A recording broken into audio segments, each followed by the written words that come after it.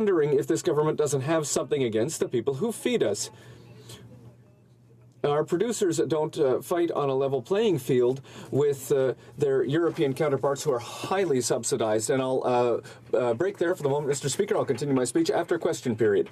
The honourable member for Jonquière will be able to continue with her speech for 4 minutes after question period. Members, déclaration des députés. The honourable member for Kitchener South Hespeler. Mr. Speaker, this week university and college students across the country are working on their final exams, a particularly stressful period for many students. I would like to take this opportunity to wish them excellent exam results, in particular the students of Conestoga College, Wilfrid Laurier, and University of Waterloo. I am sure that elementary and high school students of Waterloo Region are also looking forward to the holidays. Congratulations and well done on the entire faculty, the staff, and everyone working tirelessly in the school system to educate the next generation of leaders. I want to wish them and all Canadians a joyous holiday season, a new year filled with peace and happiness. Thank you. The honourable member for Red Deer Lacombe. Mr. Speaker, it's my absolute honour to rise in the House today to acknowledge the extraordinary efforts of the Central Alberta Homeschool Choir and the Rosedale Valley String Orchestra, led by Debbie Zepik and Naomi Delafield. This talented group of nearly 200 students, singers and musicians have donated funds from their concerts and CD sales to make a difference in a community half a world away. For the last 7 years, this amazing group has committed to raising funds in support of the Christian Life Orphanage and Mother Care Nursery School in Mwanza, Tanzania. In this time, Mr. Speaker, the students of the Central Alberta Homeschool Choir and Rosedale Valley Strings Orchestra have raised over $200,000, enough money to enable the orphanage to purchase 6 acres of land, build a new building, purchase a vehicle, bicycles and desks, as well as pay for ongoing school fees and food. I could not be more proud of this incredible group of talented young people, and I invite all of my colleagues to join me in congratulating the Central Alberta Homeschool Choir and the Rosedale Valley Strings Orchestra for using their talents to make an impact on lives half a world away. The honourable member for Toronto Danforth. Monsieur le Président, the holiday Mr. Speaker, and the Toronto Danforth community is full of song and dance. This weekend, I had the pleasure of attending a concert by the HoC Chorus of Toronto at Eastminster United Church. Led by their artistic director, Jenny Krober, they filled the church with beauty and soul. Last weekend, I heard students from the Lippert School of Music play at the Pape BIA Winterfest. Led by Charlene Beard, students took to the stage at the Bethany Baptist Church to play some festive tunes. Lippert has been teaching kids throughout the community since 1957. This year we lost the founder of the Lippert School, Joseph John Lippert, but his legacy of music lives on. another feature of the season is the Riverdale Share concert at the Danforth Music Hall. Bringing together musicians and artists of talent, this concert raises funds for local community organizations. Thank you to MC Michael Tanner and all the volunteers who created this wonderful event for us. Salaberry-sur-Loire. Honourable Member for Salaberry-sur-Loire. We celebrated the 10th anniversary of the co-op, and this was founded in 2006 by the following people. Thanks to unparalleled civic engagement, they have provided quality internet service. It then set up a service of with regard to telephones. The co-op also created a local ecological market to provide our residents with local products. And thanks to its vision and determination, the co-op has some 1,000 members and has put in place a number of cell towers. I think this is an excellent example of the strength of citizens. Long live the co-op. The honourable member for Oakville. Mr. Speaker, it is with much pleasure that I recognize the recipients of this year's YMCA Peace Medallions in my riding of Oakville. The YMCA of Oakville proudly celebrates National Peace Week and recognizes ongoing community work, creating conditions that allow for equality, inclusion, and respect for diversity. The youth recipient was Victoria Winslow, an Oakville Trafalgar High School student who organized food drives and helped build schools in Kenya. Kate Rem, the adult recipient, is a vice principal at White Oak Secondary School, recognized for her work in student-oriented community initiatives. And the group recipient was Resiliency for Recovery, a youth-led support group aiding those aged 16 to 29 with mental health or substance abuse challenges. Mr. Speaker, I am so proud to acknowledge these recipients in Oakville for their work as community peace builders. As we enter this joyous holiday season, let us all look for peace and celebrate the peacemakers amongst us. Thank you. The honourable member for Brandon Souris.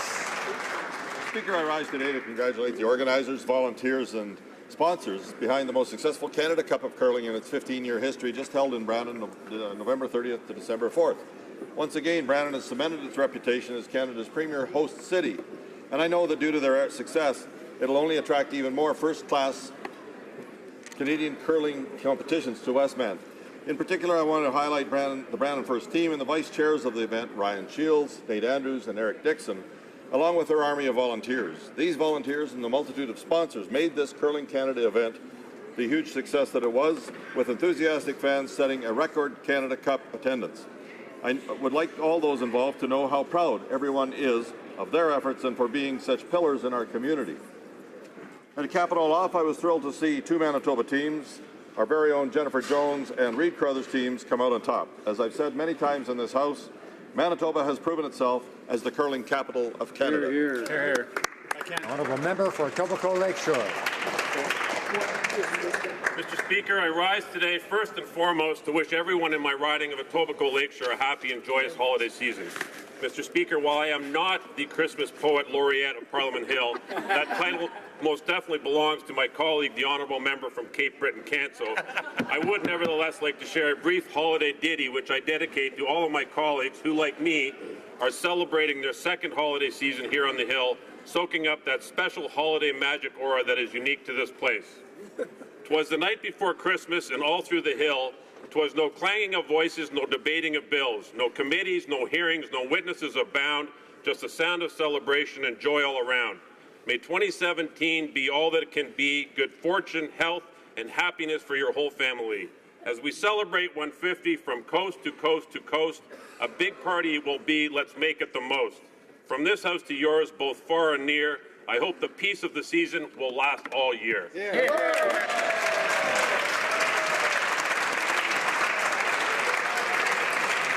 honourable member for Orleans.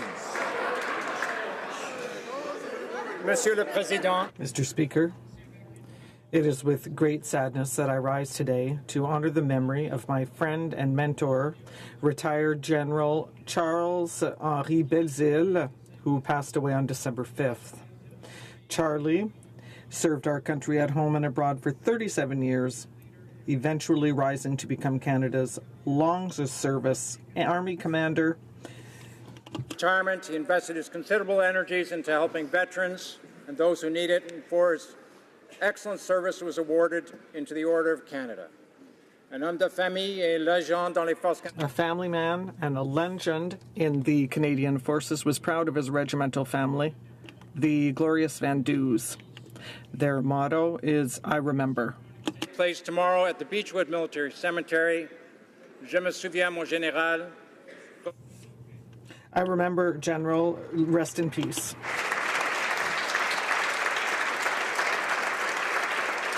Honourable member for Beauport-Limoilou. Mr. Speaker, the Quebec Harbour is the deepwater port that is the furthest inland in North America, and it gives the best access, best direct access to railroads and markets within the continent. This deepwater port has a draft of 15 meters at low tide, which allows it to accommodate high sea ships that cannot go farther than Quebec City. This Beauport 2020 project will allow for its facilities to be renovated, and if these renovations are not done, then its sustainability will be threatened. Also, the plan to double the wharves will make the port more competitive with its rivals on the East Coast in America. And in fact, because they have received massive government investment. This project will not only contribute to our economy, but it will also help revitalize Quebec City. Thank you, Mr. Speaker. The honourable member for Surrey Newton. Thank you, Mr. Speaker. A front-page story in the Vancouver Sun last week highlighted the way that City of Surrey has taken a leadership in welcoming refugees into British Columbia. 52% of the refugees that arrived in British Columbia over the past year reside in Surrey. But the article also talked about how almost over 2,000 refugees are on waiting lists for English classes in Surrey. Mr. Speaker, I am pleased that just this week, the Prime Minister announced that improvements are coming, and I want to encourage him to look at Surrey as a model for what is working well and where the government can step in to do more. The honourable member for Scarborough North. Mr. Speaker, 79 years ago tomorrow, one of the darkest moments in human history began. Over a 6-week period, innocent civilians were raped and killed in China's then capital city of Nanjing during the Second Sino-Japanese War. Women and young girls were raped by gangs of soldiers in the streets, in schools, and in their homes. Groups of residents were murdered with machine guns, bayonets, and grenades. Gasoline poured over their bodies and set on fire. Known as the Nanjing Massacre and the Rape of Nanjing, the International Military Tribunal for the Far East estimated that over 200,000 lives were taken. Here in Canada, I salute the work of Toronto Alpha, its founder, Dr. Joseph Wong, and Executive Director Flora Chung, for their efforts to shine light on this forgotten history. Through education, we can teach future generations to never repeat the atrocities of the past, and we will never forget. Thank you. Bravo. The honourable member for Markham Unionville. Thank you, Mr. Speaker. I rise today to condemn the despicable and cowardly suicide bombing of Coptic Church in Cairo, Egypt on Sunday. 23 innocent souls were killed and 49 parishioners were injured on what should have been a peaceful day of worship. The killers' aim was to drive fear into the hearts of Coptic Christians everywhere. I call on the Government of Canada to recognize that ISIL terrorism in Egypt is a grave concern for all Egyptians, but particularly for the Coptic Christians. My thoughts and prayers are with those affected in Egypt and strong Coptic Christian community in Markham and across Canada, who know all too well what their family, friends, and community face in Egypt every day. Thank you, Mr. Speaker. The honourable member for Thérèse de Blainville. Mr. Speaker, I rise in the House today with a heavy heart, but determined that together we ensure that hundreds of thousands of people who are experiencing a catastrophe every day in Aleppo, my hometown, can receive emergency aid. Aleppo has been the target of bombing that must stop to allow families and children access to humanitarian and medical assistance. Canada took the lead on a UN resolution to call for an immediate cessation of hostilities in Syria and emergency aid for Syrian victims, and this was supported by 122 countries. I urge all members of this House to join our government to encourage all of the parties concerned to stop blocking humanitarian aid and to honor international humanitarian law and human rights in Syria. Thank you.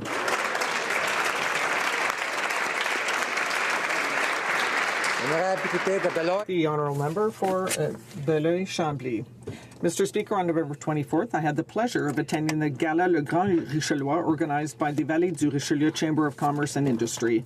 I'd like to congratulate all the organizations, businesses, and individuals who won a prize. Congratulations to l'Agence Mobux, Secret Fameville et Chocolat Campagna, leur Manoir Rouville-Campbell, Brasseur du Moulin, Création NC5, Société Café, Intégration Compétences et la Maison Victor Gadbois. Congratulations also to Gilles Plante, Mayor of McMasterville, and Reeve for the RCM of the Vallée du Richelieu for his award. And congratulations to the two personalities of the year, Annick Armand and Éric Saint-Pierre. Thanks to all of you, winners and finalists. We have one of the most dynamic regions in Quebec. Thank you especially to the Chamber of Commerce, which has allowed this showcase for all of our business people. Thank you, Mr. Speaker. It was the weeks before Christmas, and the Liberals were spinning the max, trekking across Canada promoting their carbon tax. Families and industries cried out in fear, knowing the carbon tax was looming oh so near.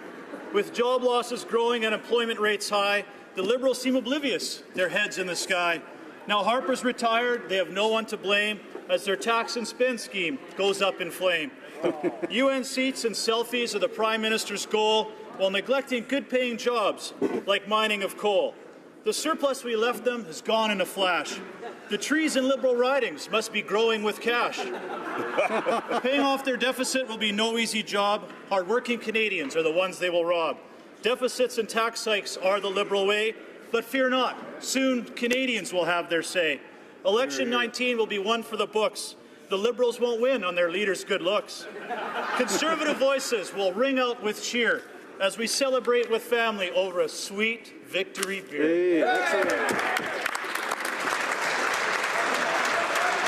Honourable member for Mississauga Centre.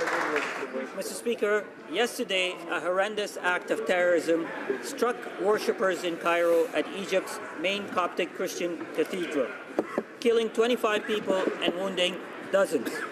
St. Mark's Cathedral is the home of His Holiness Pope Tawadros II and carries a special meaning to all Egyptians and Coptic Christians around the world. Canada condemns this cowardly act. This morning I met with the Egyptian ambassador to offer our condolences to the Egyptian people. He updated me on measures taken by the Egyptian government to assist the victims and their families and to bring perpetrators to justice. Mr. Speaker, places of worship are sacred. Targeting unsuspecting parishioners because of how they worship, especially during this time of the year, is abhorrent. I'd like to offer our deep sympathies to the victims' family and express solidarity with Coptic Christians in Egypt, in Canada, and around the world. This Sunday, the Church of Virgin Mary and St. Athanasius in my riding, Mississauga Centre, will be holding a special prayer event. I encourage all to join me and offer comfort to a community in mourning.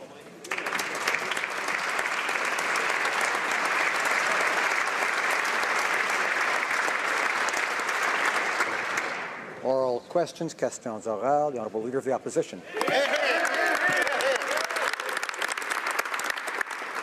Mr. Speaker, the Prime Minister's new carbon tax will put Canadian businesses and workers at a very real disadvantage compared to our American neighbours and our biggest competitors. According to the Prime Minister's own officials, it will increase the cost of electricity, gas, and other fuel in Canada.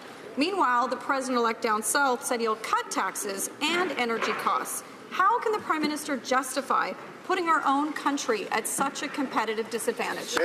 Honourable Minister of Natural Resources. Mr. Speaker, Friday was a very significant day for federal-provincial relations in Canada.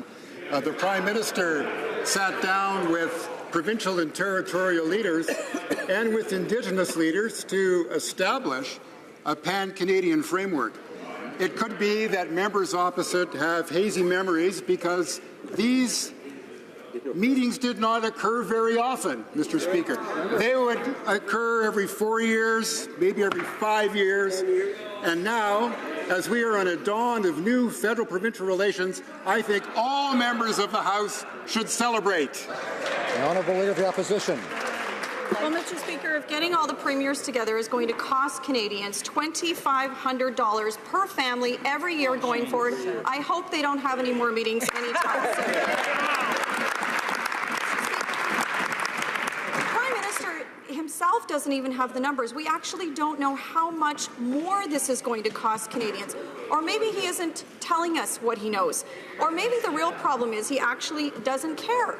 He doesn't care about jobs, the economy, or the fact that families actually can't make ends meet right now. Some Ontario families are choosing between groceries and paying their electricity bill. Why is this Prime Minister plowing ahead with this new carbon tax when he won't even tell Canadians what it's going to cost? The Honourable Minister of Natural Resources. Mr. Speaker, the honourable member knows that the provinces will determine their own system. One of the features of Canadian federalism that makes us so special, we can respect that the province of British Columbia will have a different system than Alberta, Ontario, and Quebec, but all told, it is a national strategy to do what Canadians want us to do, which is to put a price on carbon pollution and leave this planet a better place for our children and our grandchildren. Honourable Leader of the Opposition. will do nothing for global Mr. Speaker, the carbon tax is going to leave Canadian companies and workers in a disadvantageous position compared to American companies. According to the Prime Minister's own officials, this tax will increase the cost of electricity and gas in Canada. Meanwhile, the President-elect has committed to cut taxes for American companies. So how can the Prime Minister justify putting his country in such an unfavorable position? The Honourable Minister of Natural Resources. The honourable member knows that business leaders from coast to coast in Canada have spoken openly about the impact of market pricing and carbon pricing as a way in which greenhouse gas emissions can be reduced, which has actually become a very important message that business leaders whom employ tens of thousands of Canadians are delivering. And it's also true that former leaders of the Conservative Party, those who have been stalwart in their protection of these values that members opposite are now promoting, also agree. The Honourable Leader of the Opposition. Go ahead. Mr. Speaker, the more we know, the more it looks like the Prime Minister's Cash for Access fundraisers are unethical. Many have been quite open about how this works. You pay $1,500 and then you lobby the Prime Minister once you're in the door. You can see how uncomfortable even the Prime Minister's own caucus is when we ask these questions. But for some reason, there's one person who doesn't seem uncomfortable at all, and that's the Prime Minister. Not only is he 100% comfortable, he brags about all the government businesses he discusses at these fundraisers. In fact, he did it again at a press conference this morning. How can the Prime Minister be so blind on ethics? The Honourable Government House Leader. Mr. Speaker, the reality is that this government has taken an unprecedented level of public consultations than ever seen, and I would say almost in the history of this country. Our Prime Minister, this government is available to Canadians, whether it be at town halls, whether it be anywhere that anybody wants to be able to talk to the Prime Minister or this government in regards to the very real challenges that Canadians are facing. This government will continue to respond to the concerns of Canadians, and I believe that we have a lot of work to do and we can work together. Thank you. Order. I remind members to not interrupt when someone is speaking. They don't want to be on the naughty list, after all. The Honourable Leader of the Opposition. Mr. Speaker, at one point, the Liberal Party tried to spin their way out of this ethical mess. Their national director said in November, fundraising events are partisan functions where we do not discuss government business. She said anyone who tried it would be immediately directed to make an appointment with the relevant office. Well, that actually sounds like the way it's supposed to work. But the Prime Minister has now thrown his national director under the bus. Now he brags openly about discussing government business at fundraisers. Why is the Prime Minister bragging about doing the exact opposite of what is ethical? Government House Leader. Mr. Speaker, the member knows very well that when it comes to political financing, we have some of the most strict rules across this country. Even the Chief Electoral Officer stated that Canada's political financing laws are the most advanced and constrained and transparent in the world. He went on to say that in regards to ticketed fundraising events, the Chief Electoral Officer confirmed that every party and every campaign do them. We know that only Canadians can donate to Canadian political parties.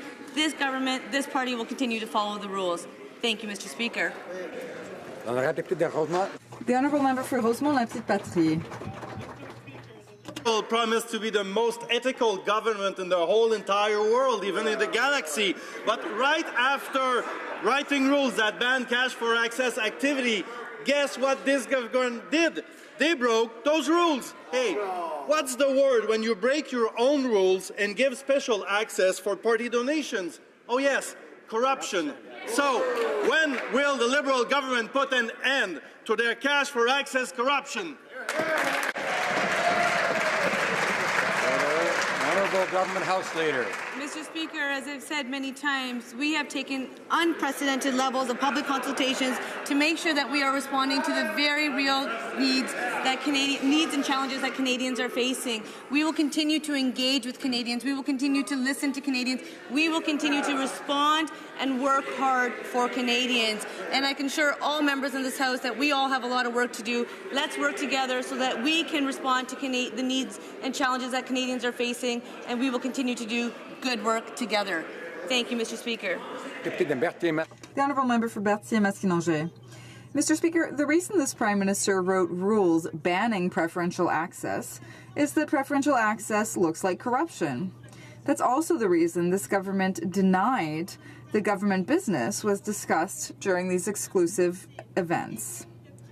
Well, the Prime Minister just confirmed that not only was government business discussed at these events, but it's the Prime Minister who decides if that's appropriate or not.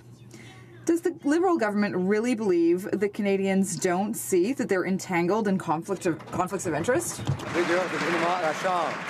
The Honourable Government House Leader. Mr. Speaker, Canadian asked us to have a wide level of public consultation so that we could meet the challenges that Canadians are facing, and that's what we did. Fundraising rules are some of the strictest rules in Canada, and our party is following the rules. The Director of Elections said that Canada's public financing rules are some of the most restrained in the world. Thank you, Mr. Speaker. The Honourable Member for Berthier-Maskinongé. Always count. The Liberal government only seems content, and they want to hear from people when they get $1,500 donated to the Liberal Party. Right. Rather than confusing questions and useless data, I'll keep it simple for them. I only have a few questions. What on earth are their democratic values? Why do they want to live? Do they want to see a country where the views of Canadians are accurately represented in Parliament? Or do they want a country where the government sells its influence for cash and only the wealthy Canadians are heard? Mr. Speaker, is it really that difficult? The Honourable Government House Leader. Mr. Speaker, this government is responding to the very real challenges that Canadians are facing. That's why we have invested in infrastructure in a historic way to respond to what provinces, territories, and municipalities are asking for. That's why the Canada Child Benefit will help families that need it the most, tax-free money for families with children so that they can use it in the way that they want. That's why we lowered taxes on the middle class. We will continue to engage with Canadians. We will continue to respond to the very real challenges that they are facing. Thank you, Mr. I know the Honourable Member for Windsor West is excited for Christmas, but we'd love to hear his charming voice, but we'd like to hear it when it's his turn only. The Honourable Member for Rosemont-la-Petite-Patrie. Mr. Speaker, let me tell you what the Liberal government's online questionnaire about democratic reform looks like. Eeny, meeny, miny, mo, hocus pocus, abracadabra. And the end result is the status quo. Wow, ridiculous. Why not include questions written by experts from the Library of Parliament? Then we would get real answers. Unless the Liberals want to bet our democracy at the casino at the roulette table. Or perhaps cynics would say, by playing Russian roulette. The Honourable Minister. To thank the members of the public service who work with us day in and day out to enhance the health of our democracy. And I'd like to thank him for another opportunity to talk about mydemocracy.ca, an initiative that's meant to engage Canadians in a very real conversation about the democratic values they'd like at the heart of their democratic institutions, Mr. Speaker.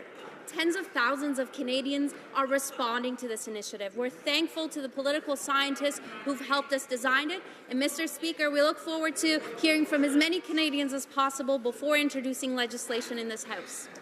Député de Lac-Saint-Jean. The Honourable Member for Lac-Saint-Jean. Mr. Speaker, if we had a representative of the National Assembly in Quebec here today, he would agree with us about C-29. C-29 tramples on provincial jurisdiction. And the government is repeating this again. They're once again trying to trample on provincial jurisdiction. This bill will not protect consumer rights. Will the Prime Minister stop trampling on provincial jurisdiction, withdraw the controversial parts of C-29, and respect consumers? The Honourable Parliamentary Secretary to the Minister of Finance. As my colleague knows well, because I said this on Friday, we will be continuing to work closely with consumer groups, with stakeholders, and with provinces and territories to develop new rules and to enforce the law. We will also consider deferring the entry into force of certain sections, like Section 5, to allow the Senate Banking Committee to study this important issue. Mr. Speaker, what we have done is in the best interests of consumers. We will continue to work in a constructive manner. The Honourable Member for Lac-Saint-Jean. Mr. Speaker, we don't want the entry into force to be deferred. We want it to be ended. That's what we're calling for, Mr. Speaker. All across Quebec, the Premier of Quebec even has said that this needs to be withdrawn. He trusts the Senate Banking Committee, but for us this means that we need to continue protecting consumers, not just bankers, and that's the work that we're going to do. The Honourable Parliamentary Secretary. Mr. Speaker, I remind my colleague that Canadians know who they want to trust when it comes time to defend their rights in this House. What we have done, Mr. Speaker, with C-29 is we were asked to clarify the provisions, and we took that opportunity to modernize and clarify these provisions in the interest of Canadian and Quebec consumers. We will continue to work collaboratively with the Senate, and we will continue to defend the interests of all Canadian consumers. Thank you, Mr. Speaker. Lloydminster. Thank you, Mr. Speaker. The Environment Minister has now admitted that in order to meet Paris targets, Canadian taxpayers will have to pay billions of dollars to countries like China.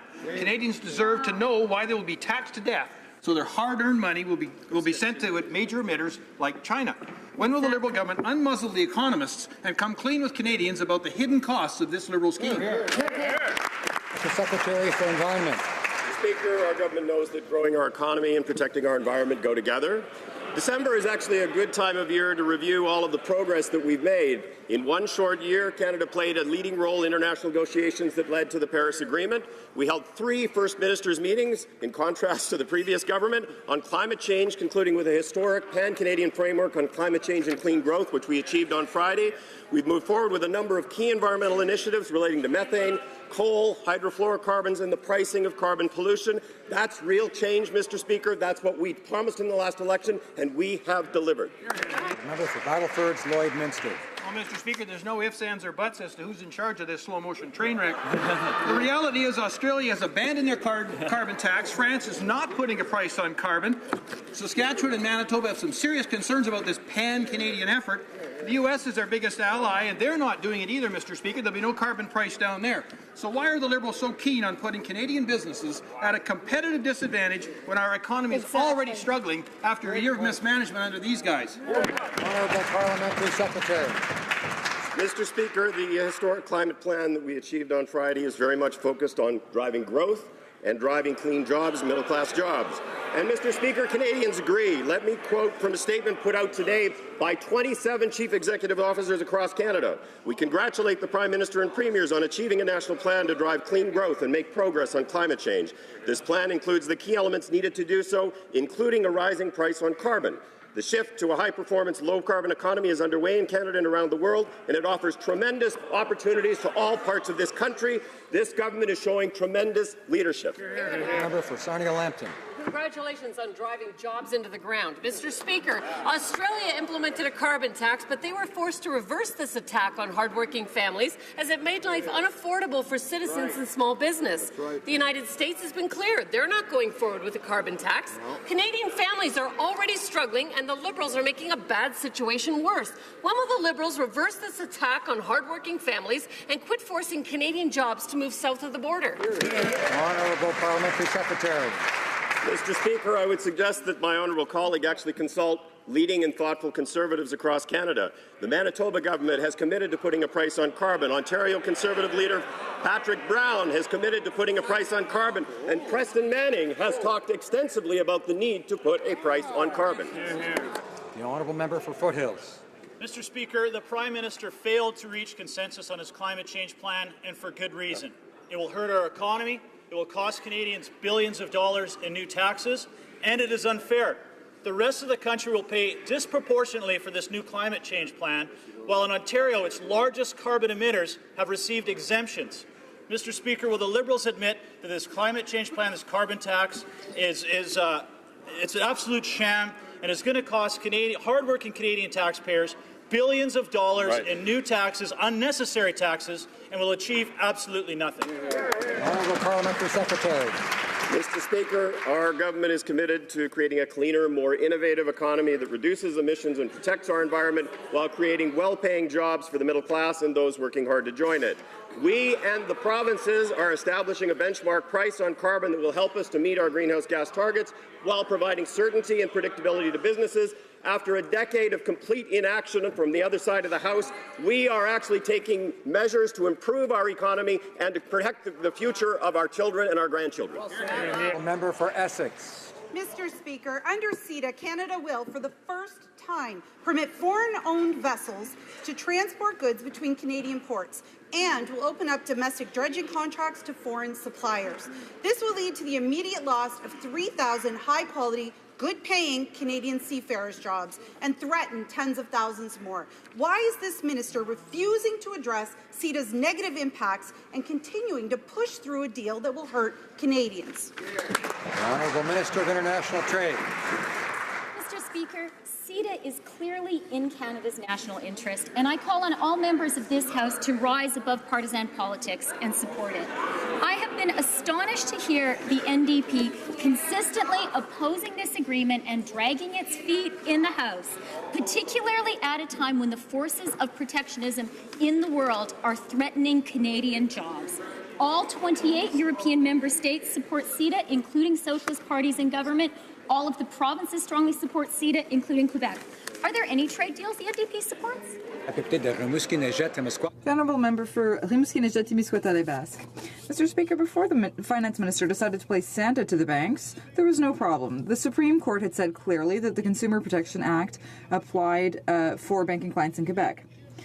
With C-29, the Liberals are creating a problem where there wasn't one before. They're creating a conflict with Quebec laws, and they're trampling on provincial jurisdiction. We can't just write a blank check to the... That's not how the problem's going to get solved. A law either passes or it doesn't.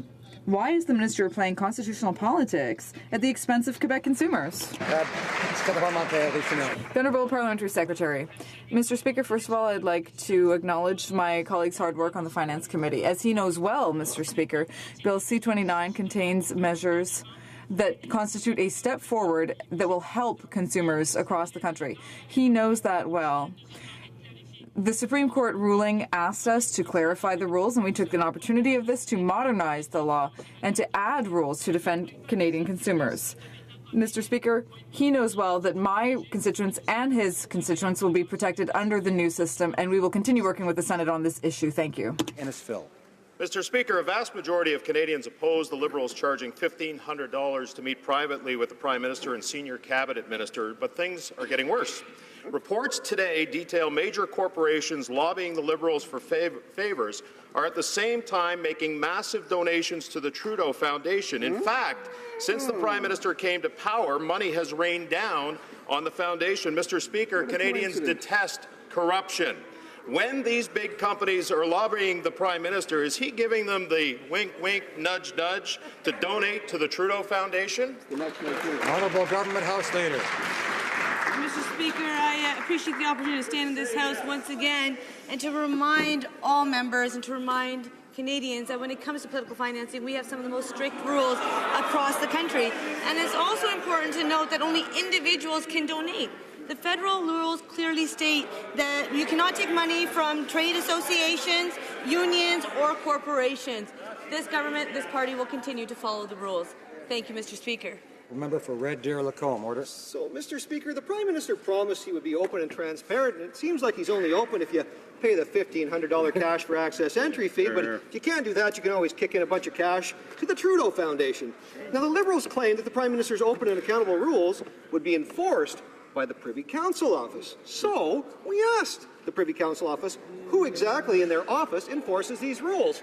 Turns out, Mr. Speaker, no one. Their response was, quote, PCO is not an investigative body. So when will the Prime Minister finally admit that he's deceived Canadians and that no one is enforcing his own rules?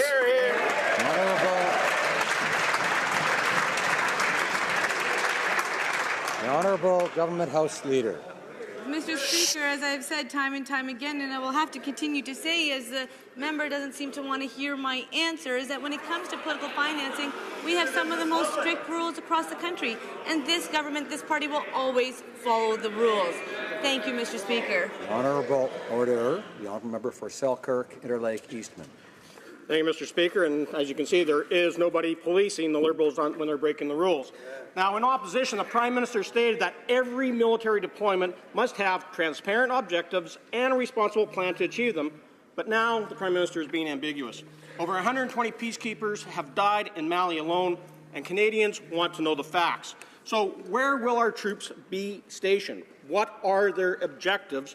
What are the rules of engagement? And will the UN be in command? And what is the exit strategy? Will the Liberals finally be transparent and provide us with the facts, or is this just another charade to get a seat? The Honourable Minister of Foreign Affairs. Mr. Speaker, what is a fact is that Kenyans want Canada to be a determined peace builder in the world, and we need to do our share for peace in the world. So we are considering with our allies which deployment will make more sense, will give to Canada the ability to serve peace around the world, and I'm sure all my colleagues will support this goal. The Honourable Member for Charlebourg-Haute-Saint-Charles. Mr. Speaker, the Liberals are planning on deploying our soldiers to a quagmire in Mali. We don't know anything about the mission, the objective, the duration, the rules of engagement, the resources that will be deployed, but we do know that our soldiers will be pawns in the quest to obtain a seat on the UN Security Council. We hope that the Liberals will be as transparent as the Netherlands and do as the Senate suggested by providing Parliament with all of the details about this mission so that we can have an enlightened debate before our soldiers are deployed. Will the Liberal government hold a debate and a vote in the House? The Honourable Minister of Foreign Affairs. First of all, I'd like to tell my colleague that the premise of his question is false. Canada is working to serve peace in the world. There is no ulterior motive. And peacekeeping is a fundamental responsibility of our country. I'm sure the opposition agrees that this is not something we should be taking lightly. Serving the interests of peace in the world is a very serious issue. This is what we've done in the past and what we'll do in the future. For Victoria. CSIS has been storing sensitive data on totally innocent Canadians, a policy this government defended, but the courts has now said is illegal. This metadata can reveal our medical conditions, religious beliefs, sexual orientation, and much more. While many are calling for new safeguards, the minister has left the door open to double down and make it easier for CSIS to mine data from ordinary Canadians. With Bill C-51 still the law, does this government now want to add the power to store the sensitive data of innocent Canadians? Yes or no? Honourable Minister of Public Safety. Speaker, on national security, we will provide new scrutiny by a committee of parliamentarians. We'll provide a new office for community outreach and counter-radicalization, faithful compliance with the Charter of Rights, clarity about warrants, more precise definitions on propaganda, repairs to the no-fly list, full protection for the right of protest, a statutory review after 3 years, and for the first time, Canadians are being thoroughly consulted about what other steps are necessary to keep Canadians safe and to safeguard their rights and freedoms, including their right to privacy. The Honourable Member for Belleuil-Chambly. Courts deem something illegal. It seems pretty easy to answer if you're going to continue doing that or not. Yes or no? Mr. President. Mr. Speaker, we know that torture is immoral, but the words of President-elect Trump are very worrying. He's talked about returning to horrifying methods like waterboarding. While our security services are sharing more and more information with our neighbors to the south, the ministerial directive allowing the use of information obtained under torture is still in place. Will the government finally repeal this directive, yes or no? Honourable Minister of Public Safety. Mr. Speaker, all ministerial directives under the previous government are under review with respect to the issue of torture. As all members of this House know, it is contrary to the Criminal Code. It is contrary to the Canadian Charter of Rights and Freedoms. It is contrary to virtually every treaty this country has ever signed, and we will be faithful to the values of Canadians. The Honourable Member for Châteauguay-Lacolle. Thank you, Mr. Speaker. As promised in January, the government has appointed 4 temporary members to the National Energy Board to hold additional community and Indigenous consultations. We want to hear the largest number of comments possible on the proposed Energy East project. 3 additional positions to fill were created this fall when 3 members of the panel studying Energy East recused themselves. Given our commitment to a new, transparent, merit-based appointment process, can the minister please update this House on when the 3 fully bilingual candidates will be appointed to the NEB? The Honourable Minister of Natural Resources. Mr. Speaker, thank you to the member for Châteauguay-Lagueuille for her question. I have the pleasure of announcing that earlier today, we appointed 3 new bilingual members to the National Energy Board.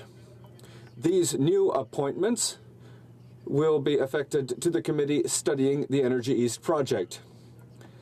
The skills and experience of these 3 people will allow us to continue this important mandate. Thank you, Mr. Speaker. Mr. Speaker, the Health Minister is planning to make heroin injection sites more accessible. When we were in government, we passed legislation to ensure that potential sites have community support. And reports indicate that the Minister intends to gut this legislation and force these unsafe injection sites into resistant communities. Mr. Speaker, can the Minister confirm that she will finally listen to communities and reverse her unilateral and dangerous plan? Honourable Minister of Health. Mr. Speaker, I expect that the member opposite is well aware of the fact that we are facing in this country a very serious and growing public health crisis. In this crisis, hundreds of Canadians have lost their lives. It is absolutely essential that we together find ways to be able to support Canadians. Our approach to drug policy will always be comprehensive, collaborative, compassionate and evidence-based. I look forward to making sure that we have policies in place to support Canadians. The honourable member for Richmond, Arthabaska. Mr. Speaker, we've learned in the media that the Minister of Health is getting ready to table a bill to make it easier to set up injection sites across the country. Now, this is a delicate issue, and the Conservative Party has always said that this needs to be done while respecting communities. Right now, the law that concerns injection sites put in place under the previous government requires major consultations, the collection of criminal data, and a 10-year criminal records check for employees. Mr. Speaker, my question is simple. Will the minister please tell us if these requirements will be maintained? The Honourable Minister of Health. Mr. Speaker, the member has said that this is a delicate matter, and indeed it is. I hope that the member is also aware that there is an abundance of evidence that supervised consumption sites, when properly established and well maintained, will save lives, prevent infections, give Canadians access to health care systems, and when they have the approval of the communities that want them and need them, they are important to the health of Canadians. Order. The honourable member for St. Albert, Edmonton. Mr. Speaker, Wynn's Law closes a loophole in the criminal code by requiring prosecutors to disclose the criminal history of bail applicants. For Constable David Wynn, this loophole proved fatal after his killer was let out on bail because his extensive criminal history was not disclosed. Given that the minister opposes closing this loophole, will the minister say when exactly it's okay for someone to be let out on bail and onto the streets without their criminal history being disclosed? Honourable Minister of Justice. Thank you, Mr. Speaker, and certainly I recognize the pain caused to Constable Wynn's family, his colleagues within the RCM Police. And I want to say that I am committed to modernizing and improving the efficiencies and effectiveness of the criminal justice system. Our government supports the bill's objectives of ensuring that all relevant information is considered at bail hearings. This is why we are working with the provinces and territories and relevant stakeholders to review the bail system with an eye to improving the efficiencies and the effectiveness. Honourable member for St. Albert, Edmonton. Speaker, the minister has said that Wynn's Law is unnecessary because measures in the bill are already in place. Well, for Constable David Wynn, clearly those measures were not good enough. Yeah. Why won't the minister do the right thing and close this loophole in the criminal code? Why won't the minister support Wynn's Law so that what happened to Constable Wynn never happens again? The Honourable Minister of Justice. Thank you, Mr. Speaker. Again, I recognize the pain that was caused to Constable Wynn's family and to his colleagues within the RCM Police. In terms of this bill, I want to reference a report that was released following the Alberta's Comprehensive Bail Review that was initiated after the death of Constable Wynn, and that does not call for legislative changes at this time. I will, however, continue to work with the provinces and territories to ensure that we improve the efficiencies and the effectiveness in the bail review system and criminal justice system. The honourable member for Cynthia Saint-Bagot. Mr. Speaker, a study from the Canadian Centre for Policy Alternatives lays out the costs and the unacceptable increases that families have to pay to send their children to daycare. Even if the lowest prices are in Quebec, and Quebec is considered an example for the rest of the country, we've seen that compared to last year, costs have gone up by 14% for daycare. What is the government's plan to help families who have to cover these increased costs to send their children to daycare? The Honourable Minister of Social Development. Thank you, Mr. Speaker. I'd like to thank my colleague for giving me the opportunity to say to what extent it's important to support families and children, particularly those who are working hard to join the middle class. We did that in the budget for 2016 because we know that it's important that the federal government re-engage with families. We announced $500 million in investments, and I'm looking forward to continuing to work hard with the provinces and territories to work to advance families and children. Smith. Childcare costs continue to grow at an alarming rate. A new report shows that average infant childcare fees in Vancouver are more than $1,200 a month. In St. John's, they come in at $1,400. In Toronto, they surpass $1,700. This rivals the cost of housing. Liberals failed to produce the childcare spaces that they promised. They failed to tackle growing childcare costs, and their child benefit will lose its value by 2021. Why is this government breaking its promises and failing children? Honourable Minister of Social Development. Thank you, Mr. Speaker, for this opportunity to take advantage of this important question to signal that we have indeed put into place in March 2016 a historic Canada Child benefit that is going to lift the families of 500,000 Canadians out of poverty. We have also signaled that over the next few months we'll put into place a $500 million package to support the early learning and childcare needs of our children and families. The Honourable Member for Lanark, Frontenac, Kingston. Speaker, I have another question on the opaque proprietary protocols used by Vox Pop Labs. The company's CEO said in an interview that, quote, when we've identified responses that are assumed to be from the same user, we take only the first set of responses. So, in the case of mydemocracy.ca, will the minister inform the House whether second and third responses from the same IP address will be rejected? And will information be made public as to the total number of multiple responses from single IP addresses, whether they were accepted or rejected, and on what basis?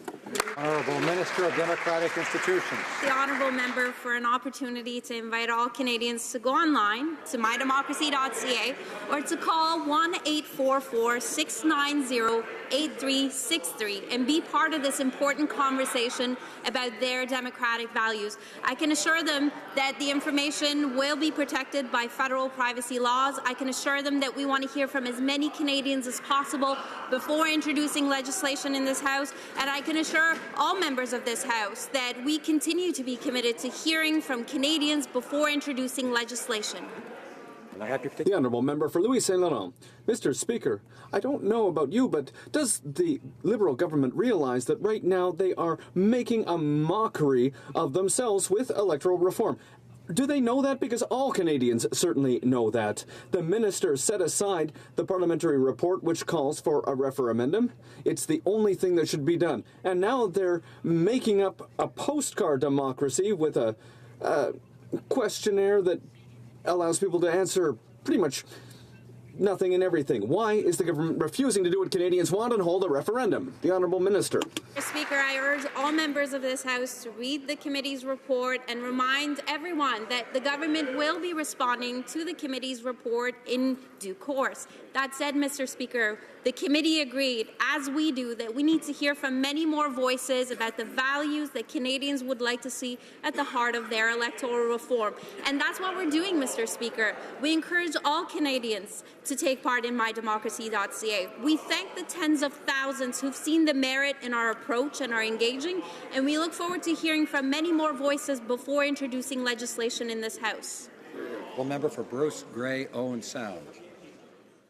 Speaker, on Thursday, I was informed by some rural mail deliverers that they were instructed to deliver the infamous democratic reform postcards only to houses and apartment buildings not to farms. This weekend, Susan from Stokes Bay asked me why she had not received her postcard and wondered if the Liberals were deliberately not asking rural Canadians their opinion. Where is the democracy in excluding rural Canadians? Does the minister actually think rural Canadians don't have an opinion on electoral reform?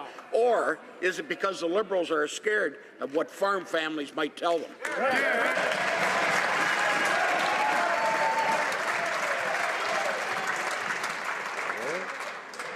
Order. Order. The Honourable Minister of Democratic Institutions. Order. Mr. Speaker, I Todd. thank the honourable member for this very important question. As an MP from a rural riding, I can assure him that the voice of rural Canada is incredibly important to me. One of the reasons we decided to send out a postcard via mail was recognizing that access to the internet is not equal amongst all Canadians living in rural areas. While individuals in my rural riding and others have received the postcard, Mr. Speaker, I thank the honourable member for bringing this to my attention. We will work to resolve it. The Honourable Member for Saint-Léonard Saint-Michel. Canadian travellers and businesses are anxious to know if they can count on a better pre-clearance system to expedite travel between Canada and the U.S. In March, the Prime Minister signed an agreement in principle to expand pre-clearance to new sites, including Montreal Central Station, as well as Jean Lesage Airport in Quebec City, Billy Bishop Airport in Toronto, and Rocky Mountaineer in Vancouver. Can the Minister of Public Safety please update the House about the status of the binational legislation necessary to implement the agreement? The Honourable Minister. Mr. Speaker, border pre-clearance between Canada and the United States has existed for 60 years. It makes our border more secure and more efficient both ways. Last spring, the Prime Minister and the President of the United States agreed upon a major pre-clearance business expansion into the locations mentioned by the hard-working member for Saint-Léonard Saint-Michel. In Canada, we introduced the necessary legislation last June. I'm pleased to note that both the U.S. House of Representatives and the U.S. Senate enacted their pre-clearance law this past week. The ball is now in our court to pass Bill C-23. Let's do it this afternoon by unanimous consent. The Honourable Member for Calgary-Nose Hill. Last week, the minister admitted that only half of the Syrian refugees that have come to Canada have found jobs. And that means that this month, thousands of refugees will require ongoing social assistance payments. The Liberals have committed to bringing in tens of thousands of new Syrian refugees in 2017. So on that note, I'm wondering if the minister can provide the House and Canadians with some clarity as to how much this refugee commitment cost will actually cost the provinces as well as Canadian taxpayers. Minister of Immigration. Speaker, the provinces have been on side from day one, and I can say that, as has been the case with past waves of refugees, it is in the early days an act of kindness by Canadians, but over the long run, it is a hugely positive investment because these refugees integrate into the labour force. Their children do exceptionally well, and I have no doubt that the Syrian refugees will do just as well or better than the Vietnamese boat people and many others that came before. The Honourable Member for Salaberry-sur-Loire. Thank you, Mr. Speaker. The Liberals claim that they're progressive and that they're working for the middle class, but the pressure on food banks in Valleyfield has gone up so much that food banks won't be able to offer Christmas hampers this year because demand has gone up by 300%. To diminish demand, food banks across Canada and Quebec are recommending a poverty reduction strategy. So how can the Liberals justify voting against the National Poverty Reduction Strategy proposed by my colleague from Saint-Hyacinthe-Bagotte? The Honourable Minister of Social Development. Thank you, Mr. Speaker. My colleague has given me the opportunity to say that, yes, the NDP has been supporting the work that we've been done, has been done over recent months with provinces, Indigenous people, and communities to develop a poverty reduction strategy. We want to ensure that this strategy reflects the government's other priorities, and we continue to help lifting hundreds of thousands of families out of poverty. Aaron Mills. Mr. Speaker, over 3,500 Canadians die every year from the flu. Jude was a 2-year-old boy living in my riding who passed away this year on Mother's Day weekend because of the flu.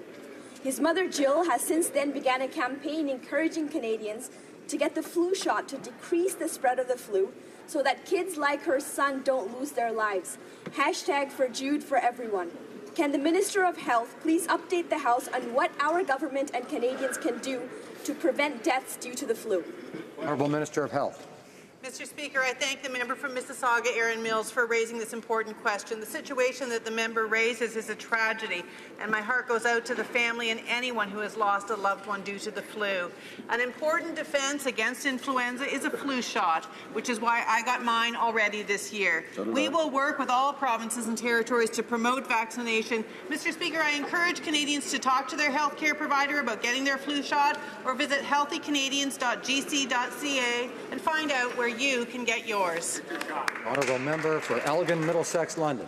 Mr. Speaker, even Liberals are now being forced to admit that their policies are costing Canadian families dearly. Reports show that even before the Liberals impose their disastrous carbon tax, the cost of food will significantly increase in the new year. All Canadians will be affected, but low-income families will be particularly hard hit. When will this Liberal government stop their attack on struggling families and stop making a bad situation even worse? Honourable Minister of Social Development.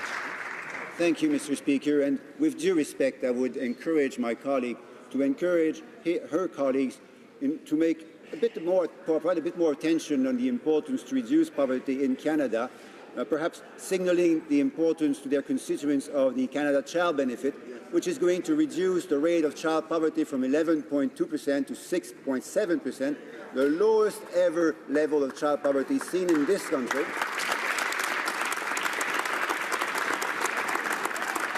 And as we work together, Mr. Speaker, there is ample ground to do even better in the future. The Honourable Member for Montcalm. Mr. Speaker, in power, the two-faced Liberals have mastered speaking out of both sides of their mouths. Just look at climate change, protecting Quebec consumers, health transfers, funding for Muskrat Falls, the softwood industry, promotion, institutional bilingualism, funding for Bombardier, headquarters in Quebec, compensation for cheese producers, electoral reform, political fundraising, and the list goes on and on. The least we can say is that they don't walk the talk. Is there anyone in this House can tell us what on earth the 40 Quebec Liberal MPs are doing here? Honourable Minister of Transport. Mr. Speaker, I would remind you that we are 40 Quebec Liberal MPs who are here to defend the interests of Quebec. I'll start with our Prime Minister, 6 federal ministers, and 33 members who work extremely hard every day to defend the interests of Quebec. We're here to defend the interests of Quebec, and we will continue to do that. The Honourable Member for Mirabel. Mr. Speaker, the government has offered to delay the implementation of measures that will allow banks to get around Quebec's Consumer Protection Act. In brief, banks won't be able to rip off consumers tomorrow. Instead, unfortunately for them, they'll have to wait until the spring. After trying to slip this past consumers in an omnibus bill, this government wants Quebecers to sign a blank check for the banks. Is this really the best plan that the Quebec Liberal MPs can come up with to save face in front of their constituents? The Honourable Parliamentary Secretary to Finance. Mr. Speaker, I would invite my colleague to read the bill, and he'd be better informed before asking his question. What I'd like to say, Mr. Speaker, is very clear. In the Marcotte decision, the Supreme Court has asked us to clarify the provisions concerning consumer protection, and that's exactly what we have done. We have modernized that with the goal, Mr. Speaker, of protecting consumers in Quebec and across the country, and I invite my colleague to read the provisions of the bill, and he'll see that, Mr. Speaker, we are taking a step forward to protect consumers across the country. Thank you, Mr. Speaker.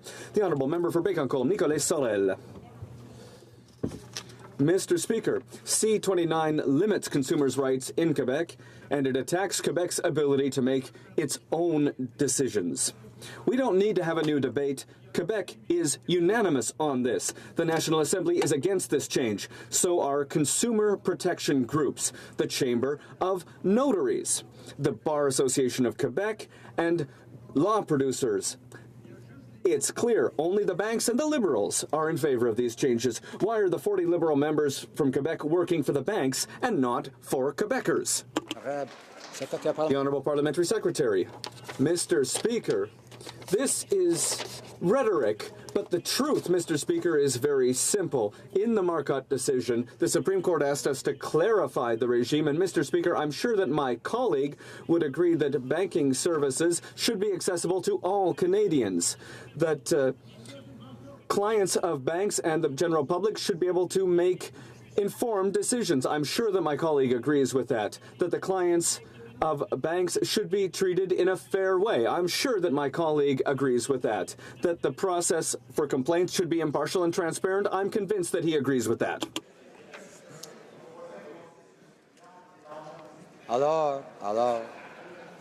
Order. I would like to point out the presence in the gallery of Mr. Jacques Chagnon, the chair of the Speaker of the National Assembly of Quebec.